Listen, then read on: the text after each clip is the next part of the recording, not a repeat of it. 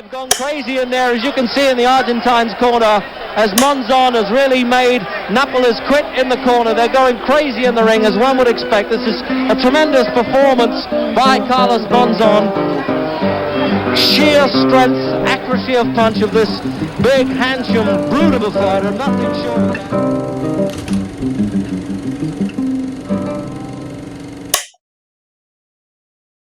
In 1942, on the 7th of August in Santa Fe, Argentina, Carlos Roque Monzon was born. Monzon grew up in poverty with his 12 other siblings. Monzon helped support his family from a young age, leaving school by age 7 and taking on numerous jobs such as a paperboy, milkman and a shoe shiner. Monzon also made money as a teen by brawling in street fights, getting 50 peso to victory, and by age of 16, he had his first child. By no means was Monzon a role model father during his adolescence. Instead, he found himself jailed on multiple occasions. Once for inciting a riot at a football match, and another time for fighting on a bus, and even ran a small prostitution ring. Fortunately for Monzon, however, he was able to discover boxing. Monzon would meet Amilcar Brusca in 1960, a future father figure and lifelong friend to him. Together, they went through the amateurs and built a record of 73, 6 and 8. By age 20, Monzon would have his first pro fight, winning by KO in the second round. However, the start of Monzon's career wasn't too promising, as he ended the second year of his career with an average record of 17, 3 and 1. However, in 1965, Monzon avenged two of his losses against Felipe Cambero and Antonio Anguilla, and later in 1966 knocked out Alberto Massi, the man who handed Monzon his third defeat. Monzon built his record in Argentina, knocking out many second-rate opposition, and with a KO against Santiago Rosa, Monzon's record was now 67, 3 and 9 with 45 KOs. Brusca had always said Monzon had power. Monzon had managed to put himself in a position for a title shot against Nino Benvenuti. Benvenuti was a charismatic playboy out of Italy. He was the two-time and reigning WBA, WBC and Ring middleweight champion and was regarded as one of the best fighters in the world at the time. He was the 1968 Ring Fighter of the Year and as well as this picked up gold at the 1960 Rome Olympics. The same year, Monzon was competing as an amateur also in Argentina. All this paired with the fact Monzon was an unknown entity had Monzon as an underdog heading into the fight. At the press conference, Monzon claimed that Benvenuti had, quote, touched my ass, followed by, I looked at him and thought, tonight, I will kill you. Vedete che non concede tregua a Monzon. Benvenuti resta sui colpi. L'Argentina è pronta lui. All'angolo. Vediamo Benvenuti a terra. Tentare disperatamente. Non è in grado di combattere, crolla nuovamente e vediamo tutti interamente il dramma di Nino Benvenuti, fulminato da un destro al suo angolo alla 12ª ripresa. Buenos Aires had stopped to watch. Monzon was the middleweight champion of the world. Monzon was an instant star in Argentina. He made his first defense in a rematch against Benvenuti, where his team threw in the towel in the third round. Again, a push. Benvenuti is going out of his mind. This fight has been stopped. It's been called a victory for Monzon. Why did Bruno throw the towel in? Why, I don't know, because I'm fresh, I'm not tired, I don't feel tired. When I get to Argentina, I'm going to show Carlos that he isn't the real champion, that I am the real champion. His second defense came against Emil Griffith, a 5-time champion from the Virgin Islands, with Monzon getting the stoppage in the 14th round. Less than 30 seconds in the round. He's still knocked down.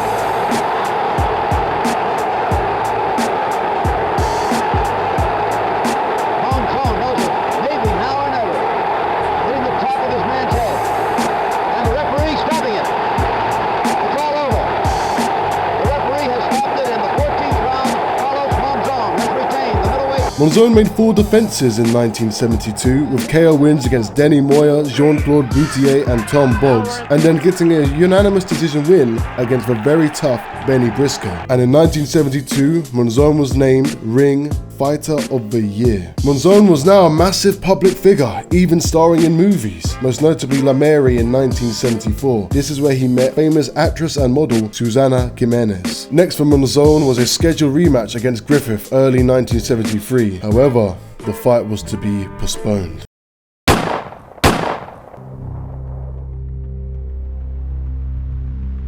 Monzon had been shot twice by his wife, one in the right forearm, the other in the right shoulder blade. Monzon, being who he was in Argentina, was able to deter police from arresting his wife. Monzon only went to the hospital due to persuasion from Brusca. However, the bullet in the right shoulder blade would remain in his body for the rest of his life.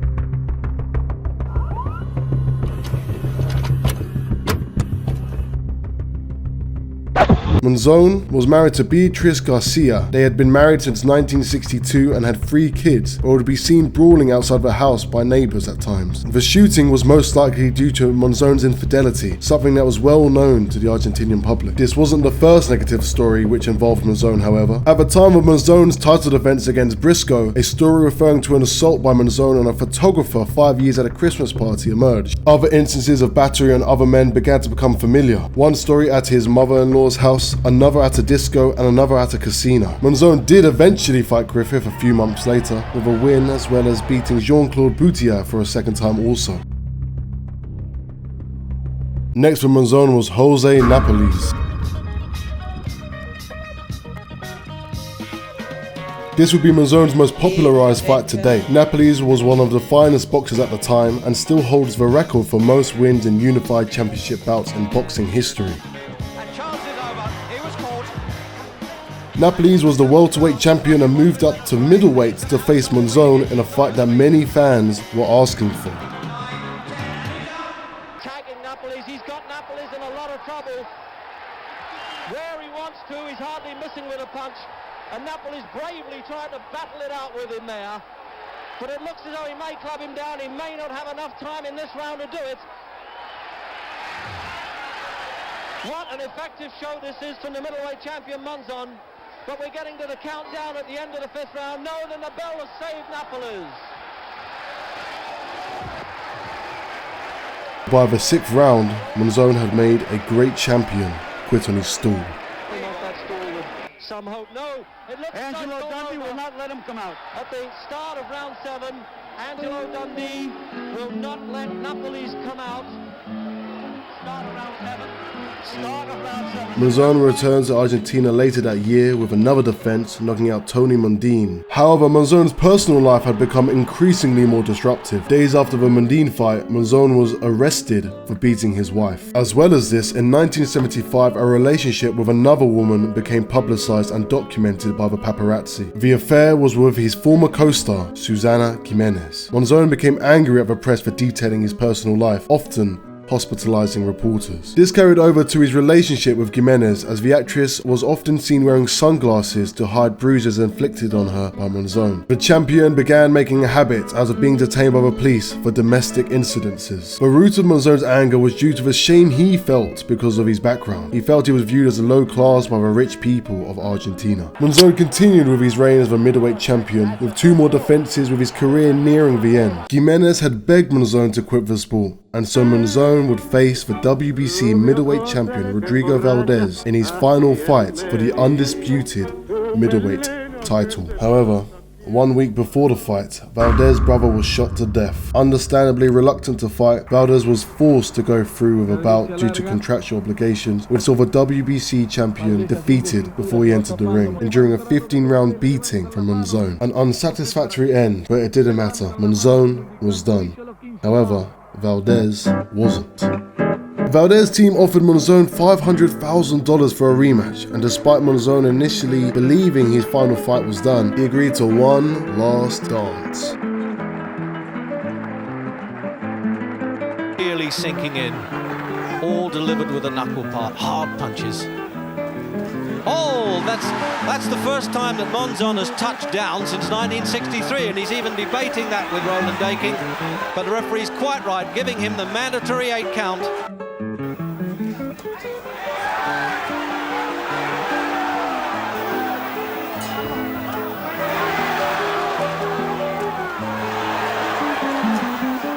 The amount that are being thrown.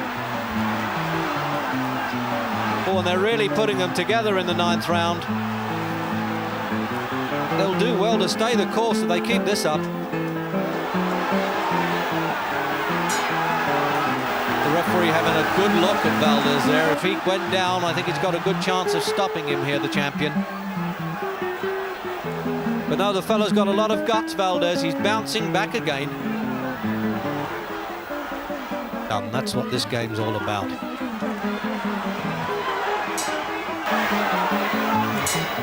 And that's it, it's all over. And they both think they've won it, don't they? His final fight was an absolute classic. The two fought non-stop for 15 rounds and the final bell rang one last time. MONZON was finished. Points.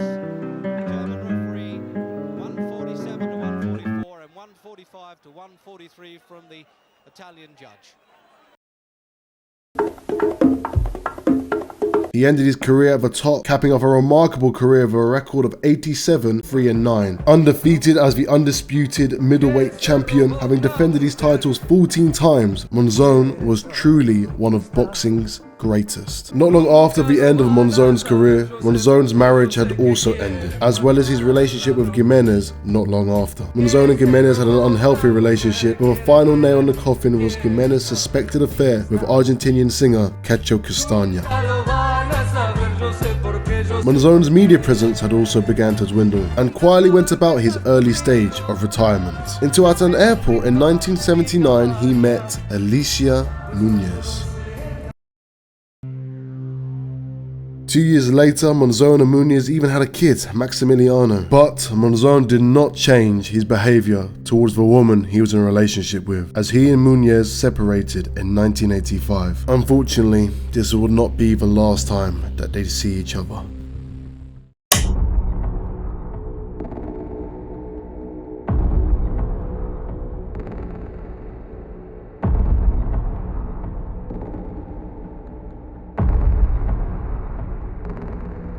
MONZON and Muñoz reunited on Valentine's Day at an apartment, but Muñoz was found dead the next day on the floor beneath the balcony, her skull crushed and her neck marked with signs of strangulation. MONZON had murdered the mother of his 5th child, who slept in the very next room. "I beat all my women, and nothing ever happened to any of them." This was the utterance given by MONZON. MONZON and his team of lawyers claimed it was an accident. The broken rims MONZON had suffered were due to the former champ jumping off to save Muñoz, but an autopsy had shown the young woman was strangled into unconsciousness. In 1989, MONZON was found guilty. He was sentenced to 11 years in prison, and MONZON had shown no signs of remorse. Argentinian reporter Carlos Arosta visited the former champion, where he found that MONZON was now a broken man. When he was a champion, he was like a king or a lion. He used to walk in a way that made him look important. In jail, he was nothing. The man who used to give orders to people was now a man who said, "Yes sir, yes sir."